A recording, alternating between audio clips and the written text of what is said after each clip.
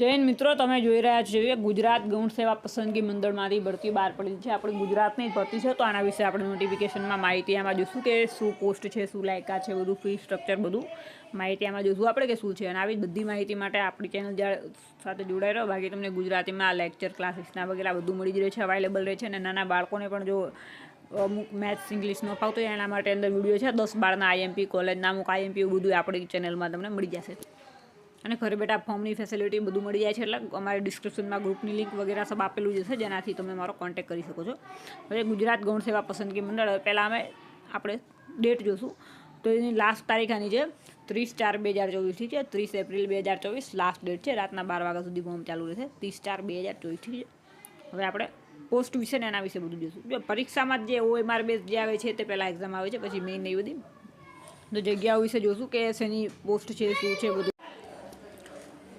તો કુલ જગ્યા આપણે જોઈશું આ બધું. કુલ જગ્યાનું બધું આપેલું છે લિસ્ટ. જો અહીંયા આગળ લિસ્ટ આપેલું છે કે આસિસ્ટન્ટ મશીનમેન વર્ગ 3ની ભરતી છે, ઠીક છે, વર્ગ 3ની.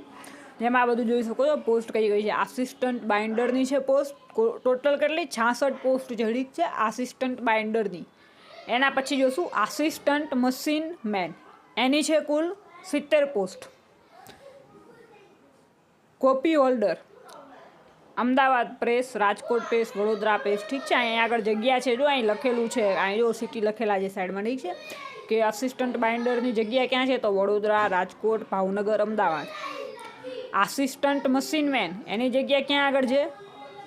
વડોદરા, રાજકોટ, ભાવનગર, અમદાવાદમાં. કુલ 70 એની.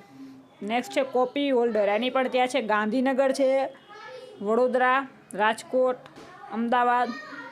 આની કુલ 10 પોસ્ટ છે.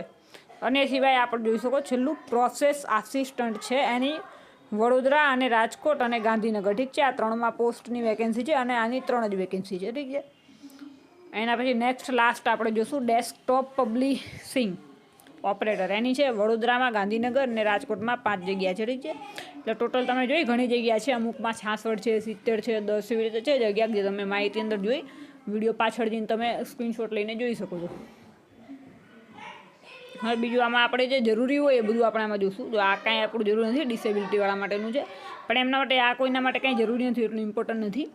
આપણે જે મેન છે એ વિશે બધું જોઈ લઈશું. તો જો મેનમાં જો પેલા પગાર ધોરણ જો આસિસ્ટન્ટ બાઇન્ડર એના માટે 26,000, આસિસ્ટન્ટ મશીનમેન 26,000, કોપી હોલ્ડર 26,000, બધાના 26,000 જ છે, ઠીક છે. જો assistant binder, assistant machineman, copy holder, process assistant, desktop publishing operator, બધાના 25,000 છે, ઠીક છે. બાકી વય મર્યાદા એજ લિમિટ તમે જો તો 18 વર્ષથી 33 વર્ષ, ઠીક છે. જો યાદ રાખજો, બધામાં અમુકમાં અલગ અલગ છે એજ લિમિટ, કે આસિસ્ટન્ટ બાઇન્ડર માટે 18થી 33 વર્ષ છે, ઠીક છે. અને એ સિવાય આસિસ્ટન્ટ બાઇન્ડરમાં શું છે? મિનિમમ 10 પાસ તો બધામાં છે. એ સિવાય શું છે તો કે ITIમાંથી બાઇન્ડરનો કોર્સ કરેલો હોય છે, અથવા કોઈ પણ સરકાર માન્ય સંસ્થા હોય એમાંથી આ બાઇન્ડરનો, એટલે કે જે બુક બાઇટિંગ કરતા હોય ને એનો બાઇન્ડરનો કોર્સ કરેલો હોવો જોઈએ. જો આ તમે આ બધું જોઈ શકો છો. એ સિવાય છે આસિસ્ટન્ટ મશીનમેન, ઠીક છે. એમાં પણ 10 પાસ. અને એ સિવાય મશીનમેન, તો કે મશીન વિશેનું એમાં કોર્સ કરેલો હોવો જોઈએ, ઠીક છે. ITIમાં કરેલો હોવો જોઈએ, કાં પછી એ સિવાય ડિપ્લોમા કોઈ પણ કોર્સ ચાલે. કોપી હોલ્ડર, તો કોપી હોલ્ડર માટે પહેલાં તો 10 પાસ છે, તો બધામાં માંગેલું જ છે, ઠીક છે. બસ બાકી સિવાય બીજું કંઈ નથી.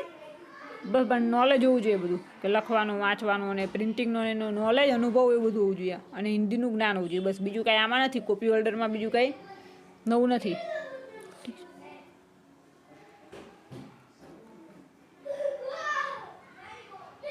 હવે નેક્સ્ટ આપણે આમાં જોઈશું. જો આમાં આ જે છે કોપી હોલ્ડર, એમાં જો ખાલી 10-12 પાસ જ માંગેલું છે, ઠીક છે. અને 18 વર્ષથી 34 વર્ષની ઉંમર છે. જ્યારે ઉપરનું જ કહ્યું હતું આસિસ્ટન્ટ મશીનમેનમાં 18થી 38 હતી, ઠીક છે. પ્રોસેસ આસિસ્ટન્ટ એમાં પણ ઉંમર આપણે જોઈશું, તો એમાં છે 18થી 36 વર્ષ. અને આમાં જો પ્રોસેસ આસિસ્ટન્ટ માટે અલગ છે લાયકાત થોડી, કે એણે પ્રિન્ટિંગ ટેકનોલોજીમાં ડિપ્લોમા કરેલો હોવો જોઈએ. બીજું કાંઈ નવું નથી. ડેસ્કટોપ પબ્લિશિંગ, તો એમાં પણ અલગ છે કે ડેસ્કટોપ પબ્લિશિંગ માટે એના માટેનો કોર્સ કરેલો હોવો જોઈએ.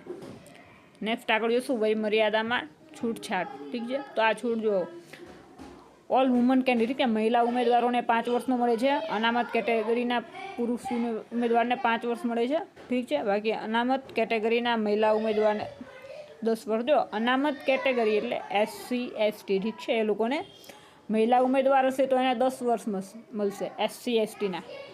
બાકી જનરલવાળાને EWS OBC એ બધાને 5 વર્ષ મહિલા ઉમેદવારને. બાકી પુરુષ ઉમેદવાર જે SC ST વાળાને છે એમને પણ 5 વર્ષ છે, અને જે ડિસેબલ છે એમના માટે 10 વર્ષનું છે વય મર્યાદામાં છૂટછાટ, ઠીક છે. બાકીનું આપણા ફીનું ને એનું બધું આમાં જોઈશું કે શું આપેલું છે એ મુજબ બધું ચેક કરશું આમાં આગળ. તો કોમ્પ્યુટરની જાણકારી તો કોમ્પ્યુટરનું બેઝિક નોલેજ હોવું જોઈએ, બીજું કાંઈ નવું નથી આની અંદર. વિશે આમાં આ બધી જો પ્રોસેસ છે કે ફોર્મ કઈ રીતે ભરવાનું છે એનું બધું છે આનું. જો આ ફીની માહિતી, ઠીક છે, કે જે ફી છે બિન અનામત વર્ગ માટે જનરલવાળાને એ લોકો માટે 500 રૂપિયા છે.